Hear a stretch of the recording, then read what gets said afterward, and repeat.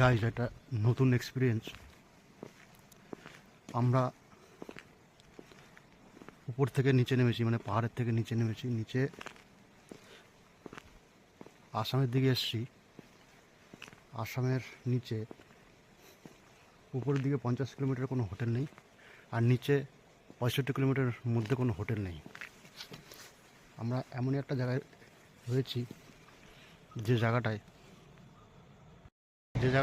আমাদের মনে হলো রাত্রে হয়তো আমাদের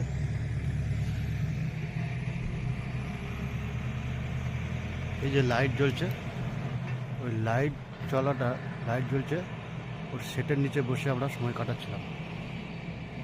তো